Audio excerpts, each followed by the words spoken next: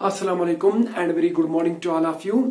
और मैं आज आपके लिए एक और लेक्चर लेके आ रहा हूं for the class 11th in the playlist of the Newton laws of motion. तो न्यूटन लॉज ऑफ मोशन में हम अभी तक कहां पहुंचे वो आपको पता होगा कि हमने अभी फ्री बॉडी डायग्राम पढ़ना है, मगर उससे पहले सम कॉमन फोर्सेस के बारे में बात करेंगे। तो सम कॉमन फोर्सेस में हमने एक पे बात करी थी, वो था वेट। तो वेट तो हमने क्लियर कर दिया। उसके बाद एक और फोर्स था टेंशन फोर्स। तो टेंशन फोर्स भी पढ़ा हमने कि ये कौन सा फोर्स आता है, कहां से आता है, क्या ऑरिजिन है इसका और कब लगता है, कैसे लगता है। तो ये जो टेंशन फोर्स है, थोड़ा रिमाइंड कर दूं, ये एक इंटरनल फोर्स है, ये एक बॉडी को एक्सेलरेट नहीं करता। अगर इंटरनल फोर्स की काम यही है कि इंटरनल फोर्स एक बॉडी को या तो ब्रेक करेगा या उसकी शेप चेंज करेगा, ठीक है। तो ये जो टेंशन फोर्स है, तो फिर मैंने इसके बारे में आपको बोला था कि ये कहां से आता है। It is of the electromagnetic origin. जब मॉलिक्यूल्स के बीच में जो फोर्स, ये जो सेपरेशन है, इंटरमॉलिक्यूलर सेपरेशन, जब वो इक्विलिब्रियम सेपरेशन से ज्यादा हो जाए under the application of the external force, तो उसमें एक पेयर ऑफ पुलिंग फोर्स आ जाता है। Attractive force comes into the play and that pair of attractive force और that pulling force is known as tension. तो फिर मैंने आपको टेंशन की डायरेक्शन भी बताई थी कि टेंशन की डायरेक्शन क्या होती है। तो मगर वहां पर मैंने एक पॉइंट बोला था कि ये जो टेंशन होता है कि ये एक रस्सी में या एक रोप में, जो भी कोई फ्लेक्सिबल मीडियम होगा या वन डायमेंशनल मीडियम, जो आपको पता है कि जिसका वन डायमेंशनल सिग्निफिकेंट हो, फॉर एग्जांपल रस्सी हो, रोप हो, केबल हो या आयरन रॉड हो जो लंबी होती है, जो सरिया डालते हैं हम स्लैब में, तो उनमें जो टेंशन होता है, तो ये जो है इसके लिए एक कंडीशन मैंने दी थी कि ये कब सेम रहता है। तो आज उसी पे फिर से बात करेंगे कि टेंशन एक रस्सी में या एक फ्लेक्सिबल मीडियम में कब सेम रहता है। तो वो आपने पढ़ा है कि ये कब सेम रहता है। आज उसको डिस्कस करेंगे कि वो सेम क्यों रहता है। तो आज जो हमारा टॉपिक बनेगा वो है conditions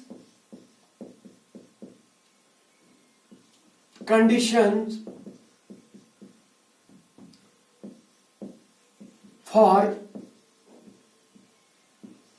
same tension in a rope. एक रोप में जो टेंशन है वो सेम कब रहेगा, उसके लिए क्या कंडीशन है। उसके लिए दो कंडीशंस है जिसके मैंने जिक्र की थी इससे पहले। एक कंडीशन ये है कि जो रोप है, जो फ्लेक्सिबल मीडियम है, आपने इसको मासलेस कंसिडर करना है। नो डाउट इसका मास होता है। अगर हम इसको मासलेस ट्रीट करें, कंसिडर करें, तो टेंशन जो होगा वो eight each and every point same रहेगा। इतना ही नहीं, इस रोप को या इस केबल को आपने अनएक्सेलरेटेड भी समझना है कि ये एक्सेलरेट भी ना होनी चाहिए। मतलब उसका मोटे मोटे तौर पे ये मतलब है कि ये जो रोप है ये इनएक्सटेंसिबल हो, मतलब कि ये लंबी नहीं होनी चाहिए, ये मतलब कि छोटी नहीं होनी चाहिए, जो इसकी लेंथ है वही रहनी चाहिए, लेंथ इसकी वेरी नहीं होनी चाहिए। तो ये दो कंडीशंस है किसके लिए, to have a same tension, to have a same tension in a rope. एक रोप में आपको सेम टेंशन कब रहेगा, तो उसके लिए क्या होगा, कंडीशन क्या है, तो वो मैंने बता दिया कि क्या कंडीशन है। तो चलो लिखते हैं पहली कंडीशन। द रोप या फ्लेक्सिबल मीडियम जो भी है आपका, the rope is considered as a massless. वो मासलेस होनी चाहिए। मतलब कि अगर मासलेस नहीं होगी तो हम मान लेंगे, हम ये एज्यूम करेंगे कि चलो ये मासलेस है। अब इस चीज को पहले डिस्कस करते हैं कि अगर हम रोप का मास कंसिडर नहीं करेंगे, तो टेंशन कैसे सेम रहेगा। तो वो चीज देख लेंगे कि वो कैसे सेम रहेगा। चलो यहां पर मैं क्या करता हूं कि मैं काउंटर एग्जांपल से स्टार्ट करता हूं। मैं रोप का मास लूंगा, मैं उसको कंसिडर करूंगा, मैं रोप का जो मास है उसको कंसिडर करूंगा। मैं देखूंगा कि what will happen to the tension, will it remain the same at each and every section और it is going to vary. तो वो चीज देख लेंगे। चलो यहां पर मैं एक सपोर्ट ले रहा हूं और इस सपोर्ट के साथ मैंने एक रस्सी लटका के रखी है। चलो मैं जूम करके दिखाता हूं ये रस्सी आपको। चलो इस रस्सी की जो लेंथ है सपोज वो 1 मीटर है, वो इनएक्सटेंसिबल है, मतलब कि रस्सी जो है वो लंबी नहीं खींच जा रही है, मतलब। और ये जो रस्सी है इसका मास है, यहां पर क्या बोल रहे हैं, अगर आप उसको मासलेस कंसीडर करेंगे तो टेंशन हर पॉइंट पे सेम रहेगा, रस्सी के हर किसी सेक्शन पे टेंशन क्या रहेगा, सेम। तो मैं देखता हूं कि चलो व्हाट विल हैपन, ये जो रोप है चलो इसका मैं मास लेता हूं 1 kg, मतलब कि मैंने मासलेस कंसीडर नहीं करी, मैंने इसका मास ले लिया कितना, 1 kg। समझाने के लिए मैं यहां पर ये क्लियर कर रहा हूं। तो ऊपर से मैं एक और चीज बता दूं कि ये जो रस्सी है चलो ये भी मानते हैं कि इसका जो मास है वो यूनिफॉर्मली डिस्ट्रीब्यूट है। कैसा, this mass is uniformly distributed, मतलब कि अगर मैं कोई भी इसका पार्ट ले लूं, एक यूनिट लेंथ ले लूं, जितना उसका मास होगा, अगर मैं दूसरा यूनिट वही यूनिट लेंथ ले लूं तो उसका भी वही मास होगा। जैसा कि मैं आपको ऐसे क्लियर करता हूं, अगर 1 मीटर वायर जो है या 1 मीटर जो रस्सी है उसका मास 1 kg है, तो आधी रस्सी जो होगी उसका मास कितना होगा, आधा kg। तो जो उसका आधा होगा तो उसका होगा 0.25 kg। आर यू गेटिंग मी?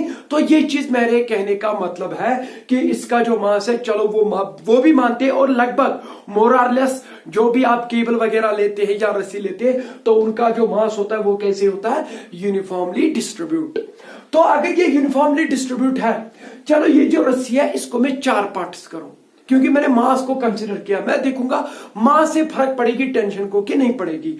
अगर पड़ेगी फिर हम ये कहेंगे कि अगर हमने मास को कंसीडर नहीं किया था तो टेंशन सेम रहता, तो वो चीज देख लेंगे। चलो इसकी जो लेंथ है सपोज वो L मीटर है या 1 मीटर है, जो भी है, तो मैं उसको 4 पार्ट्स में डिवाइड करूं। कितने पार्ट्स में, 4 इक्वल पार्ट्स में। चलो ये मैंने इसके 4 इक्वल पार्ट्स दे दिए, जितनी इस पार्ट की लेंथ है उतनी इसकी, उतनी इसकी, उतनी इसकी। Are you getting me? इस पूरी रस्सी को मैंने 4 लेंथ्स में डिवाइड किया और वो इक्वल लेंथ्स है। तो अगर इस पूरी रस्सी का मास कितना है, 1 kg, तो मुझे एक बात बताओ, एक पार्ट जो यहां पर होगा उसका मास क्या होगा? सर उसका मास होगा 1 kg डिवाइडेड बाय 4, क्योंकि आपने इसके 4 पार्ट किए, वो होगा 0.25 kg। तो इस पार्ट का जो मास है वो कितना होगा, 0.25 kg। तो इस वाले पार्ट का ध्यान दे दीजिए, दूसरे वाले पार्ट का इसका भी मास होगा 0.25 kg। तो ऐसे इस वाले पार्ट का भी मास कितना होगा, 0.25 kg, और इसका भी मास होगा 0.25 kg। जब सबों को मिलाएंगे तो एक रस्सी बनेगी और उस रस्सी का मास है 0.25 kg इंटू 4, क्योंकि 4 टाइम्स है तो वो होगा 1 kg। मतलब कि अभी तक हमने जितना लिखा इधर जो हम कंसिडर कर रहे हैं वो हमने लिया। अब मैं क्या करता हूं, मैं देखता हूं इस सेक्शन पे, चलो इस सेक्शन का नाम रखते हैं बी सेक्शन और इस सेक्शन का नाम रखते हैं सी सेक्शन। मुझे इस सेक्शन और इस सेक्शन पे टेंशन निकालना है, क्योंकि टेंशन अलग अलग पॉइंट पे अलग अलग भी हो सकता है और सेम भी हो सकता है, मगर मैंने ये लिखा कि टेंशन सेम रहेगा हर किसी पॉइंट पे अगर आपने मास को कंसीडर नहीं किया। मगर मैंने यहां पर मास को कंसीडर किया, मैंने इस रस्सी का मास ले लिया 1 kg, उसको ब्रेक किया। अब मैं देखता हूं कि यहां पर जो टेंशन निकलेगा वो क्या होगा और इस सेक्शन सी पे टेंशन जो निकलेगा वो क्या रहेगा। चलो लेते हैं। तो उसके लिए क्या करते हैं कि चलो मैं पहले देखता हूं टेंशन, जो पहला ये मेरा यहां पर वर्क रहेगा वो ये होगा कि हम पहले टेंशन निकालेंगे एट सेक्शन बी और एट पॉइंट बी।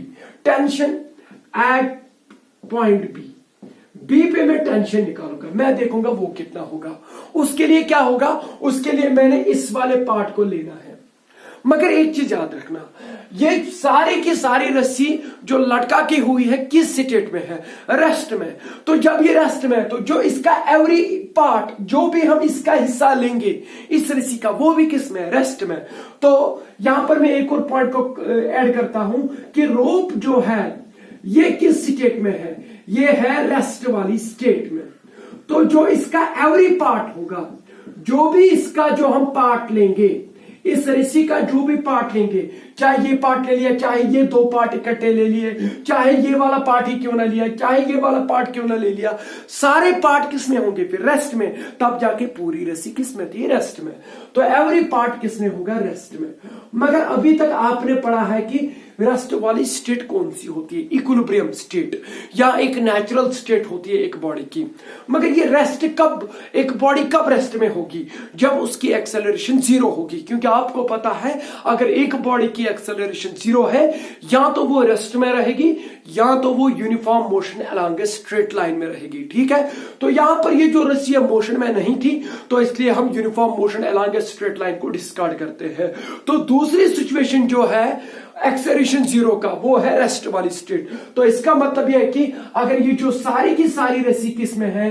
रेस्ट में। तो इसका मतलब है कि सारा का सारा पार्ट जो इस रस्सी का है, जो भी पार्ट है वो भी रेस्ट में है। तो हर किसी पार्ट की जो एक्सेलरेशन है वो कितनी होगी? जीरो। क्योंकि आपको पता है कि एक्सेलरेशन जीरो का मतलब ये भी है कि एक बॉडी रेस्ट में है। अगर एक्सेलरेशन जीरो है तो ये भी पढ़ा आपने from the Newton second law of motion, और फर्स्ट लॉ ऑफ मोशन से भी निकाल सकते हैं कि मैंने आपको ये बोला था अगर आपने कहीं पे धुआं देखा तो ये इस बात की गवाही देता है कि कहीं पे आग लगी है। ठीक है, तो इस आग को मैं फोर्स बोलता हूं और इस धुएं को मैं क्या बोलता हूं? एक्सेलरेशन। तो इसका मतलब है कि धुआं तब तक नहीं आ जाएगा जब तक कहीं पे आग ना लग जाए, और एक्सेलरेशन एक बॉडी में कभी नहीं आएगी जब तक उस बॉडी पे एक्सटर्नल फोर्स ना पड़े, नेट एक्सटर्नल फोर्स ना पड़े। तो अब अगर एक्सेलरेशन जीरो है, धुआं है ही नहीं, तो आप आग के बारे में क्या बोलते हैं? आग तो बिल्कुल भी नहीं होगी। तो एक्सेलरेशन इज जीरो, तो इसका मतलब कि इस रस्सी पे जो नेट एक्सटर्नल फोर्स है वो जीरो होना चाहिए, क्योंकि ये एक्सेलरेशन जो इसकी है वो जीरो है। तो इसका एक और मतलब ये भी है कि जो भी इसका पार्ट हम लेंगे उस पे जो नेट एक्सटर्नल फोर्स है वो जीरो होना चाहिए, because every part is in the state of rest having acceleration zero, and zero acceleration means net external force जो इस रस्सी पे लगेगा या किसी पार्ट पे भी लगेगा वो भी जीरो होना चाहिए। इन चीजों को मद्देनजर रखते हुए हम आज इस चीज को एक्सप्लेन करेंगे कि why tension is going to remain constant और going to remain same at each and every point of a rope when the rope is considered to be as a massless. तो वो चीज क्लियर करेंगे। चलो, मैंने कहां पे अब टेंशन निकालना है? At point B. ये जो मैंने यहां पे लिखा है ये मसाला है इसके लिए, उसके बाद आप इसको समझ सकेंगे। तो इस वाले पार्ट को मैं उठाता हूं क्योंकि इस सेक्शन पे मुझे टेंशन निकालना है। ठीक है, तो इस पार्ट को मैं उठा देता हूं इधर। इसी को एक्चुअली फ्री बॉडी डायग्राम बोलते हैं। मतलब कि जिस बॉडी पे आपने फोर्स देखना है उस बॉडी को आपने पहले अलग करना, फ्री करना है।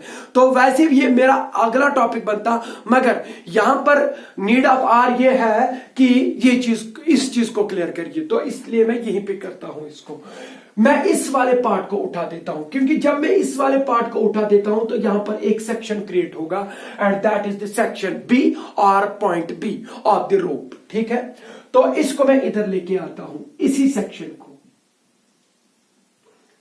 मैंने पूरा सेक्शन नहीं लिया, मैंने वहां तक सेक्शन लिया नीचे से जहां तक ये क्रॉस, जहां तक ये पॉइंट बी है, क्योंकि मैंने बी पे टेंशन निकालना है। अब मुझे एक बार बताओ, ये है कौन सा? ये है सेक्शन बी और ये है आपका फ्री एंड। इसको मैंने अलग थलग कर दिया क्योंकि इसी को अब पॉइंट ऑफ इंटरेस्ट बनाते हैं। तो इस वाले पार्ट का मुझे बता मास कितना है। आपको पता है कि हर किसी पार्ट का मास है 0.25 kg, तो इस वाले पार्ट का भी मास होगा 0.25 kg। क्लियर? बहुत अच्छा। अब मुझे एक बात बताओ, अभी तक तो आपने पढ़ा कि ग्रेविटेशनल फोर्स या जो वेट होता है ये कब लगता है। एक बॉडी के पास अगर मास होगा तो अर्थ उसको छोड़ेगी नहीं, वो उसको अपनी तरफ खींचेगी, and that force is called weight. तो इस बॉडी का या इस पार्ट का जो रस्सी का पार्ट है, क्या इसका मास है? अगर इसका मास है तो अर्थ छोड़ेगी? बिल्कुल नहीं छोड़ेगी। तो किधर की तरफ खींचेगी इसको? नीचे की तरफ। नो डाउट ये भी अर्थ को खींचेगा, लगेगा, मगर हमारा पॉइंट ऑफ इंटरेस्ट अभी अर्थ नहीं बढ़ रही है, हमारा पॉइंट ऑफ इंटरेस्ट अभी यही पार्ट बढ़ रहा है। तो इसका मतलब है कि हमने ये देखना है कि इस पे क्या क्या फोर्स लग रहा है, ना कि ये देखना है कि ये किस किस पे फोर्स अप्लाई कर रहा है। जब वो वाले पॉइंट ऑफ इंटरेस्ट बनेंगे तब वो फोर्सेस कंसिडर करेंगे। अभी हमने वही फोर्सेस कंसिडर करने हैं, वही फोर्सेस लेने पड़ते हैं फिजिक्स में जो आपका पॉइंट ऑफ इंटरेस्ट बने, जिस बॉडी को आपने कंसिडर किया है। यहां पर मैंने इस पार्ट को कंसिडर किया, तो इस पे जो फोर्स लगेगा वो वेट लगेगा किधर की तरफ, नीचे की तरफ। क्यों लगेगा? क्योंकि इसका मास है तो अर्थ बिल्कुल नहीं छोड़ेगी। तो नीचे की तरफ इसका क्या लगा? वेट। चलो मैं लिखता हूं W1, इसका जो वेट है वो W1 लिखते हैं। बताइए वेट कितना होगा इसका? mg mass of the body into acceleration to gravity. Mass कितना है? 0.25 kg, ठीक है, इनटू एक्सेलरेशन टू ग्रेविटी, क्योंकि वेट होता है mg, m तो इसका 0.25 है, g मान लीजिए, चलो अब 10 लेते हैं। आपको पता है कि उसका 9.8 भी है तो 10 भी ले ले फॉर सिंपलिसिटी, तो 10 लेते हैं। जब इसको 10 से मल्टीप्लाई करते हैं वो विल गेट, ये इधर जाएगा, ये बनेगा 2.5 न्यूटन। तो what is this 2.5 newton? It is the weight of this body, और we can say it is the force experienced by this body by the earth. यहां जो अर्थ ने इस पे फोर्स डाला है वो कितना डाला है? वो इतना डाला है, 2.5 न्यूटन।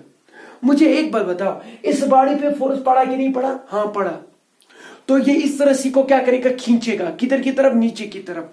तो this force is going to increase the equilibrium distance. जो इसके अंदर मॉलिक्यूल्स है इस रस्सी के अंदर, मुझे बताओ, अब अर्थ जो है इसको खींच रही है क्योंकि इस रस्सी के पार्ट के पास मास था तो खींच रही है। अब मुझे बताओ, जो अंदर मॉलिक्यूल्स है इसके, उनकी जो सेपरेशन है वो बढ़ जाएगी कि कम हो जाएगी? बढ़ जाएगी। और जब मॉलिक्यूल्स की सेपरेशन बढ़ जाती है तो आपको पता है a pair of force comes into the play. तो a pair of force comes into the play, तो अट्रैक्टिव पियर ऑफ फोर्स आ जाता है। तो उसी पियर ऑफ फोर्स को हम टेंशन बोलते हैं। तो इसका मतलब ये कि अगर ये इधर की तरफ, नीचे की तरफ लग रहा है तो at each and every point pair of force comes into the play. Are you getting me? तो मैं वैसे ही करके इस सेक्शन पे पहुंचा। तो मुझे एक बात बताओ, इस सेक्शन पे जो होगा टेंशन वो किधर की तरफ होगा? तो यहां पर क्या करना है, इस सेक्शन पे आपने ऐसे पियर ऑफ फोर्सेस लगाना है। मुझे एक बात बताओ, ये वाला जो फोर्स है ये इस बॉडी पे लग रहा है, इस पार्ट पे लग रहा है अपवर्ड डायरेक्शन में, मगर ये जो है यही बॉडी इस बॉडी पे लगा रही है दूसरे वाले सेक्शन पे। मगर मैंने वो नहीं देखना है कि ये किस पे अप्लाई करेगी, मैंने ये देखना है पॉइंट ऑफ इंटरेस्ट ये बॉडी है, इस पे क्या लग रहा है। तो बताइए इस पे टेंशन किधर की तरफ लगेगा?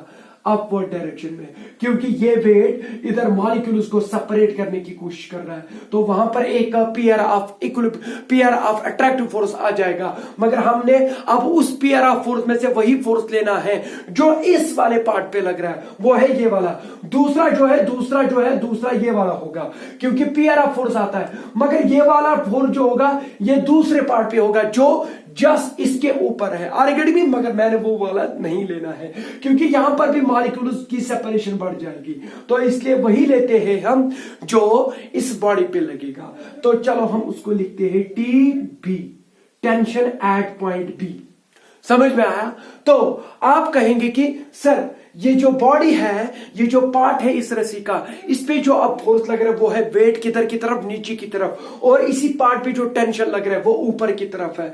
नो डाउट एक और टेंशन का कंपोनेंट लग रहा था दूसरे पार्ट पे ड्यू टू दिस नीचे की ओर, मगर मुझे वो वाला पार्ट नहीं लेना क्योंकि मैंने ये वाला पार्ट जो है, ये वाला पार्ट है, it is my point of interest. तो इस बॉडी पे तो हमें पता चल गया कि नेट एक्सटर्नल फोर्स कितना है। मगर मुझे एक बात बताओ, ये रस्सी किस में थी? रेस्ट में। तो इसका एवरी पार्ट किस में है? रेस्ट में। तो जब एवरी पार्ट रेस्ट में तो नेट एक्सटर्नल फोर्स कितना होना चाहिए? 0। तो न्यूटन सेकंड लॉ अप्लाई करते हैं तो एफ नेट किसके बराबर होगा? 0, क्योंकि इस पार्ट पे जो नेट एक्सटर्नल फोर्स होगा वो 0 होगा। और आपको ये भी पता है कि जो फोर्स होता है ये एक वेक्टर क्वांटिटी होती है। तो फिर डायरेक्शन का खास ख्याल रखना पड़ता है। पॉजिटिव एक्सिस की ओर फोर्स लगेगा तो उसको पॉजिटिव लेंगे, नेगेटिव एक्सिस की ओर लगेगा तो उसको नेगेटिव लेंगे। Are you getting me? यहां पर इस बॉडी पे कितने फोर्स लग रहे हैं? 2। एक लग रहा है टेंशन किधर की तरफ? टुवर्ड्स पॉजिटिव वाई एक्सिस, तो पॉजिटिव ले लो। नेट फोर्स देख रहा हूं। और एक और फोर्स लग रहा है वेट किधर की तरफ, डाउनवर्ड डायरेक्शन में, तो माइनस W1 लिखो। आर्गेटिंग में मैंने W1 माइनस क्यों लिखा, because it acts in the negative direction. मगर ये चीज देखना कि it is a vector quantity, that is why मैं ये नेगेटिव ले रहा हूं। तो this is the net force acting on this part. तो ये किसके बराबर होना चाहिए, 0 के बराबर।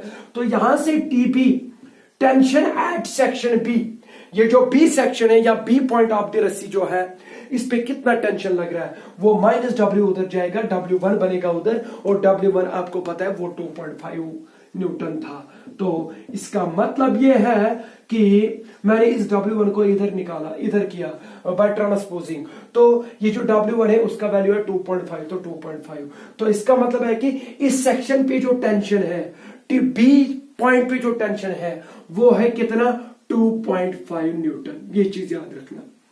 अब हम सी सेक्शन पे जाएंगे और वो देखेंगे कि वहां पर कितना टेंशन होगा। अगर सेम रहा तो फिर मास जो है इसको कंसिडर करेंगे, ये मासलेस नहीं मानेंगे हम। फिर अभी देखते हैं, अभी तो फिलहाल इस चीज को निकालते हैं हम। चलो, अब मैं जो किस सेक्शन को ले लूं, इस वाले सेक्शन को। तो इस वाले सेक्शन को लेने के लिए आपको एक सेक्शन लेना पड़ेगा, जो पार्ट ऑफ द बॉडी होगा यहां पर, वो है यहां से यहां तक, यहीं तक नहीं है, ये यहां से यहां तक बॉडी है। क्योंकि अब यही पार्ट यहां पर टेंशन क्रिएट नहीं कर रहा है, खींच नहीं रहा है इधर मॉलिक्यूल्स को, ये भी खींच रहा है, क्योंकि this is connected to this now. Are getting me? यहां पर जो होगा ज्यादा यहां पर फोर्स होगा, क्योंकि नीचे जो मास है वो अब ज्यादा लटका हुआ है, यहां पर अभी तक इतना ही मास लटका हुआ था। तो अब अगर इस सेक्शन को कंसीडर करेंगे तो इस पूरे पार्ट का जो मास होगा वही इसको खींच रहा है नीचे की ओर, तो वो लेना पड़ेगा। चलो अब इस वाले पार्ट को लेते हैं, तो हम निकालेंगे अब tension at cross section C और टेंशन एट पॉइंट सी। अब देखते हैं, चलो पहले इसको अलग लेते हैं, इसी वाले पार्ट को जो हमने कंसीडर करना है, इसको पॉइंट ऑफ इंटरेस्ट जिसे मैं बोलता हूं। तो मुझे बताओ इस वाले पार्ट का मास कितना होगा, इस वाले पार्ट का 0.25 था इस वाले पार्ट का, तो इस वाले पार्ट का भी है 0.25। मगर जब यहां पर टेंशन देखना है तो इस वाले पार्ट को लेना है, क्योंकि इतना फोर्स लग रहा है नीचे की ओर खींचा जा रहा है, तो वो कितना होगा 0.25 प्लस 0.25 0.5। तो इस वाले पूरे बॉडी का जो पूरे पार्ट का मास होगा वो होगा 0.5 kg। Are you getting me? बहुत अच्छा। तो ये होगा हमारा कौन सा सेक्शन, सी सेक्शन। तो इस पार्ट का मास है तो और छोड़ेगी नहीं, खींचेगी नीचे की ओर, तो वेट नीचे की तरफ लगेगा। चलो मैं उसको W2 लिखता हूं। बताइए W2 कितना होगा, वो होगा मास इंटू जी। इसका मास है 0.5 kg, 0.5, और जी आपको पता है 10 है, तो वो कितना होगा, वो होगा 5 न्यूटन।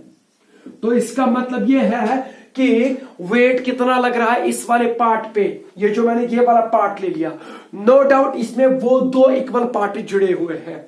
तो अब मुझे बात बताओ, इसका मास कितना है, अब इसका वेट कितना है 5 न्यूटन, मगर नीचे की ओर, जब ये नीचे की ओर लग रहा है, वेट इस वाले पूरे पार्ट का जो है वो 5 न्यूटन नीचे लग रहा है, तो इधर जो मॉलिक्यूल्स होंगे इसके अंदर, तो वो क्या करेंगे, वो एक दूसरे को अट्रैक्ट करेंगे, क्योंकि इंटरमॉलिक्यूलर सेपरेशन बढ़ती जा रही है। तो इस वाले फोर्स, ये वाला फोर्स आ जाएगा, उसको हम टेंशन बोलते हैं। तो ये वाला जो कंपोनेंट होगा टेंशन पे, इस वाले पार्ट पे लगेगा एट पॉइंट सी, और ये वाला जो पार्ट होगा ये लगेगा ऊपर वाले पार्ट पे नीचे की ओर। मगर मैंने पॉइंट ऑफ इंटरेस्ट ये ले लिया है, तो मैंने इस पे देखना है इस पे कौन सा फोर्स लग रहा है, ना कि ये देखना है कि ये किस पे फोर्स अप्लाई कर रहा है। तो यहां पर इसका टेंशन अपवर्ड डायरेक्शन में होगा, तो उसको लिखेंगे TC। तो यहां पर अगर देखेंगे तो यहां पर अपवर्ड लगेगा, वो होगा TP, मगर फिर इतना ही मास कंसिडर होगा। Are you getting me? क्योंकि इतने मास का ही वेट खींच रहा है उनके मॉलिक्यूल्स को, और जब ये वाला पार्ट लेते हैं तो इतने मास का जो वेट होगा पूरे का वो खींचा जा रहा है। दैट इज व्हाई मैंने यहां पर ये वाला भी इंक्लूड किया। कुछ बच्चे अभी कंफ्यूज होंगे कि सर ऐसा क्यों होता है, तो इसलिए मैंने ये बता दिया कि जब यहां पर आपने देखना है कितना फोर्स लग रहा है तो वो पूरा होगा, क्योंकि ये भी इसी पार्ट के साथ अटैच्ड है और ये भी इसी के साथ। जब बी सेक्शन लेते तो तब इतना ही अटैच्ड था। आरएगडी में बहुत अच्छा। तो अब W2 पता है, तो इस पे कितना टेंशन होगा हमें नहीं पता, अपवर्ड डायरेक्शन में होगा TC लेते हैं। क्योंकि मैंने आपको बोला है कि डायरेक्शन कैसी होती है। तो जिस पे लगेगा उस पे अप मतलब कि पुल देखो, पुलिंग फोर्स कैसा होगा, उसी के वही देता है आपको डायरेक्शन ऑफ द टेंशन। मगर आपको पता है कि ये वाला पूरा पार्ट भी किस में है, रेस्ट में है, क्योंकि rope is at rest.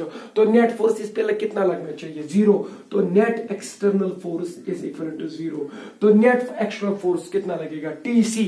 Upward direction में तो टीसी लिखेंगे पॉजिटिव। तो W2 डाउनवर्ड डायरेक्शन में है तो -W2।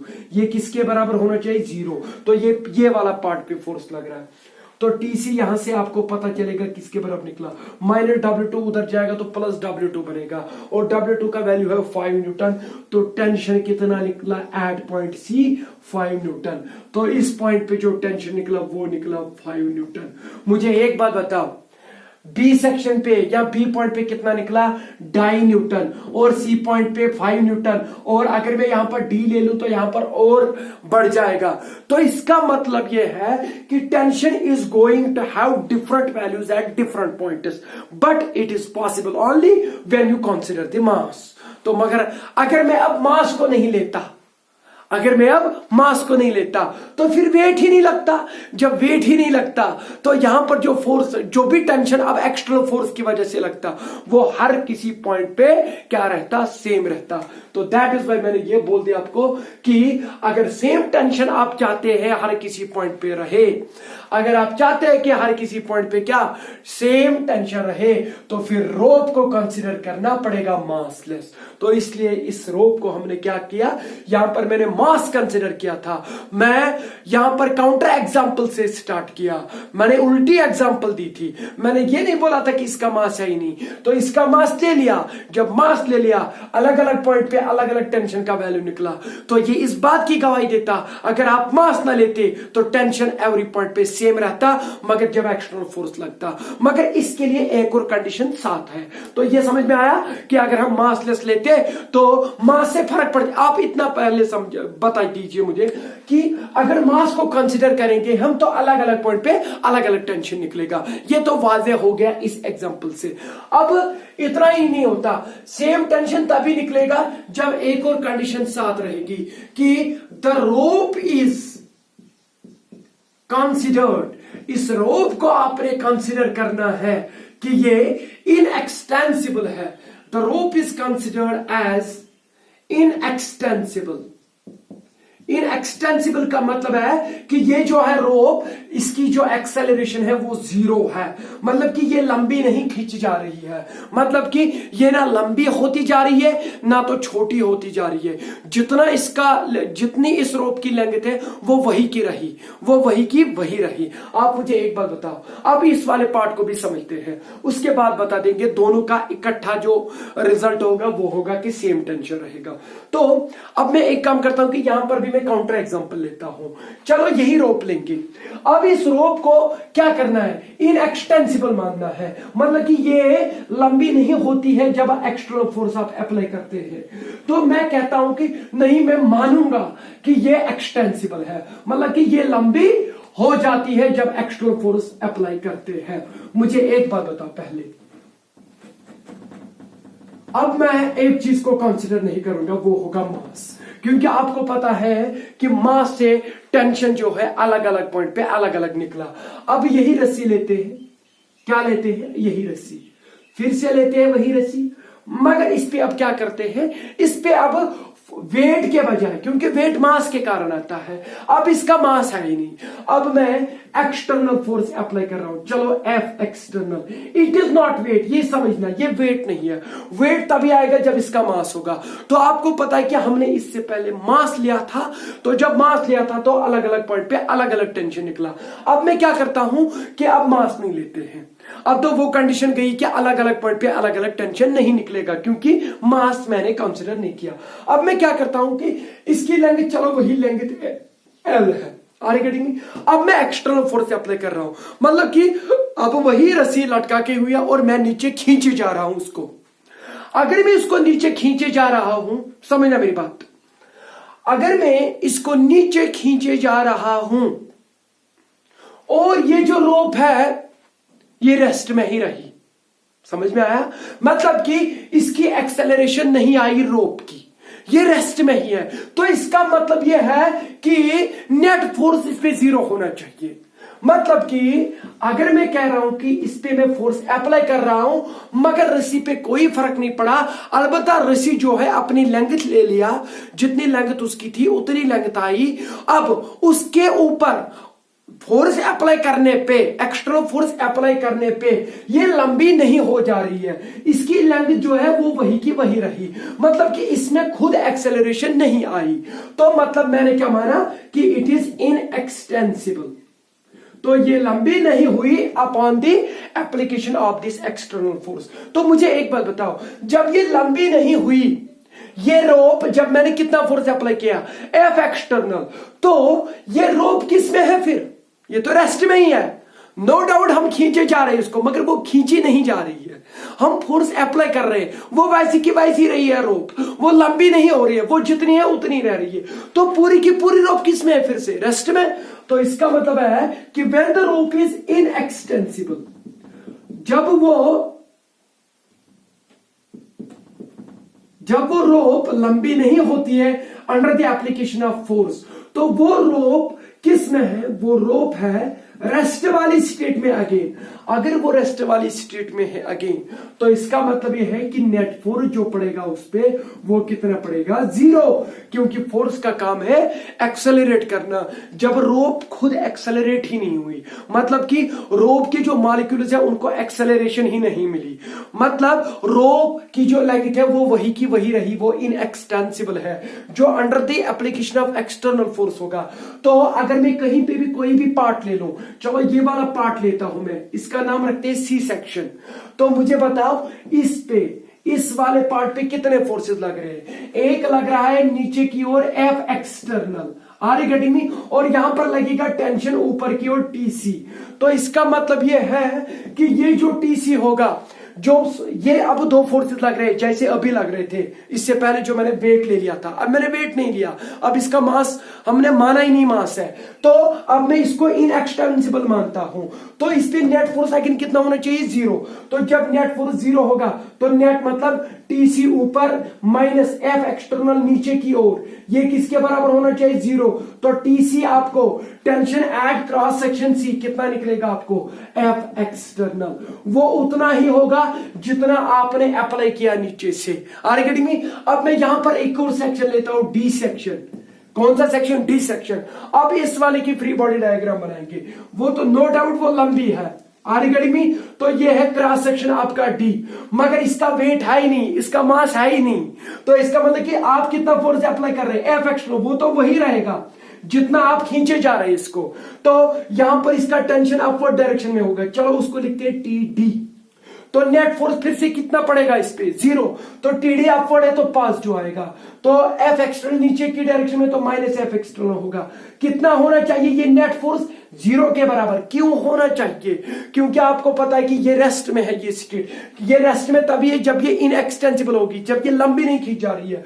तो टेंशन एट डी पॉइंट किसके बराबर निकलेगी, ये उधर जाएगा, तो एफ एक्सटर्नल। मुझे खुदारा बताओ टेंशन एट सी पॉइंट कितना निकला, एक्सटर्नल फोर्स जितना आपने अप्लाई किया, टेंशन एट डी पॉइंट कितना निकला, एफ एक्सटर्नल। तो इसका मतलब है कि टेंशन हर किसी पॉइंट पे सेम रहा, मगर ये तभी रहा जब आपने इसको इनएक्सटेंसिबल माना था। तो इसका मतलब कि इसकी एक्सेलरेशन 0 मानी थी, ये रेस्ट में थी। तो अगर ये अब खींचा जा रहा है इसको, मतलब कि ये लंबी भी होती जा रही है, तो कहीं पे मॉलिक्यूल्स ज्यादा फोर्स नहीं अप्लाई कर पाते, कहीं पे मॉलिक्यूल्स ज्यादा फोर्स अप्लाई कर पाते, क्योंकि जब वो लंबी हो जाती है तो मॉलिक्यूल्स अपनी पोजीशन पे नहीं आते वापस, तो वहां पर अलग फोर्स होता है। दैट इज व्हाई टेंशन उस टाइम अलग अलग निकलेगा अगर एक्सटेंसिबल होगी। तो इस पॉइंट से आपको एक और चीज पता चला, अगर रोप को मैंने क्या माना, इनएक्सटेंसिबल, मुझे पता टेंशन क्या रह रहा है अलग अलग पॉइंट पे, तो अलग अलग पॉइंट पे सेम रह रहा है। ये तब सेम रह रहा है जब आपने इसको मासलेस कंसीडर किया। तो मुझे लगता है कि आपको ये दोनों पॉइंट्स ये क्लियर समझ में आए होंगे कि एक रस्सी में या एक रोप या एक केबल या एक फ्लेक्सिबल मीडियम में टेंशन एट डिफरेंट पॉइंट जो है वो सेम क्यों रहता है और सेम कब रहता है। सेम इन दो सिचुएशंस पे रहता है। ये दोनों सिचुएशंस वहां पर होनी चाहिए। पहली सिचुएशन ये है कि जो भी रोप होगी वो उसका मास लेना ही नहीं है। अगर आपने मास ले लिया तो टेंशन अलग अलग पॉइंट पे अलग अलग होगा। इन चीज ये जो कॉन्सेप्ट आपको मैं दे रहा हूं, अगर आप इसको मद्देनजर रखते हुए जो भी न्यूमेरिकल आगे आ जाएगा आप जल्दी से उसको फटाफट कर लेंगे। आपको पता चलेगा कि कहां पर क्या टेंशन होगा, क्या वेरी होगा कि नहीं होगा। ये तभी होगा जब आपके पास दो चीजें दी गई होगी। अगर रोप क्या होगी, इनएक्सटेंसिबल, और क्या होगी, मासलेस। रोप क्या होगी, इनएक्सटेंसिबल और मासलेस, तब क्या होगा, तब जो टेंशन है वो हर किसी पॉइंट पे, इसी रोप के हर किसी पॉइंट पे टेंशन सेम रहेगा। जो यहां पर नीट स्टूडेंट्स होंगे जिनका नीट एग्जाम अभी देना है, अगर वो मेरा लेक्चर अभी देख रहे हैं तो उनको अच्छे से क्लियर हुआ होगा कि जो वो कनेक्टेड मोशन लेते हैं आप भी आगे कर लेंगे। फॉर एग्जाम्पल यहां पर आप एक पुल्ली देखते हैं तो पुल्ली के साथ दो यहां मासिस लटकाए हुए होते हैं, M1 and M2। Are you getting me? तो वहां पर ऐसे क्वेश्चन दिया गया होता है बैद औकात में, वो ये होता है, suppose two masses M1 and M2 are attached to a massless string and massless and inextensible string.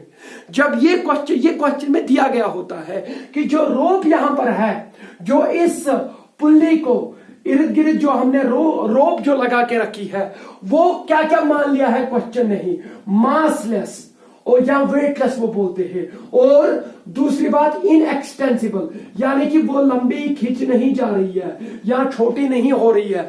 तो इसका मतलब ये है कि जब ये दो कंडीशंस पहले ही देता है वो, तो इसका मतलब कि ये दो कंडीशंस पहले ही दी गई है, तो इसका नतीजा ये है कि जो टेंशन है वो क्या रहेगा, सेम। तो फिर आप जब इस क्वेश्चन को सॉल्व करेंगे आप यही कहेंगे कि यहां पर जितना टेंशन होगा, यहां पर जितना टेंशन होगा उतना ही इस पॉइंट पे भी होगा, उतना ही इस पॉइंट पे भी होगा, क्योंकि ये रस्सी की रस्सी वही रस्सी है। Are you getting me? एक ही रस्सी है। अगर मैं यहां पर एक और चीज करता हूं कि यहां पर मैं एक और रस्सी लगा के एक और मास कनेक्ट करता हूं, ये मत समझना कि यहां पर जो टेंशन आएगा वो ये होगा, नहीं, वो अलग रस्सी है तो अलग टेंशन होगा, मगर वो भी अलग अलग पॉइंट पे, अपने अपने अलग अलग पॉइंट पे सेम रहेगा। अगर वो वाली रोप भी क्या होगी, इनएक्सटेंसिबल एंड मासलेस। ये चीज पॉइंट करिएगा, नोट करिएगा ये वाला पॉइंट जो मैं बोल रहा हूं, क्या कि अगर दो रस्सियां हैं यहां पर, एक रस्सी इन दो मास के बीच में और एक रस्सी इन दो मास के बीच में है, अगर दोनों रस्सियां जो है मासलेस और इनएक्सटेंसिबल करार दी गई है तो इसमें भी टेंशन सेम रहेगा, इसमें भी टेंशन सेम रहेगा। मगर ये गलती हरगिज मत करना कि जो टेंशन यहां पर होगा वही यहां पर होगा। ये दो रस्सियां हैं, अलग अलग रस्सियां हैं। सपोज मैं मानता हूं कि एक केबल है, आयरन केबल जो होती है, स्टील केबल, सॉरी, तो जो स्टील केबल है या यहां पर जो ये है, चलो ये मैं मानता हूं कि ये घास की जो रस्सी होती है वही रस्सी है, तो क्या दोनों का सेम टेंशन रहेगा? नो डाउट इसमें हर किसी पॉइंट पे टेंशन सेम रहेगा, इसमें भी हर किसी पॉइंट पे टेंशन सेम रहेगा, मगर जो यहां पे होगा, यहां पर अगर T1 होगा यहां T2 होगा, यहां T2 होगा। Are you getting me? ये चीज समझ लेना। तो जब आप ऐसे न्यूमेरिकल्स करेंगे ना आगे तो आपको मजा आ जाएगा कि हाँ कंसेप्ट तो क्लियर हुआ है, अब इसको अप्लाई ही करना है। तो अब हमने एक और फोर्स की बात करनी है, वो है कांटेक्ट फोर्स। और कांटेक्ट फोर्स क्या होता है वो मुझे लगता है कि इंशाल्लाह अगले लेक्चर में पढ़ेंगे। तब तक के लिए मुझे दीजिए इजाजत। अल्लाह हाफिज, थैंक यू, शुक्रिया।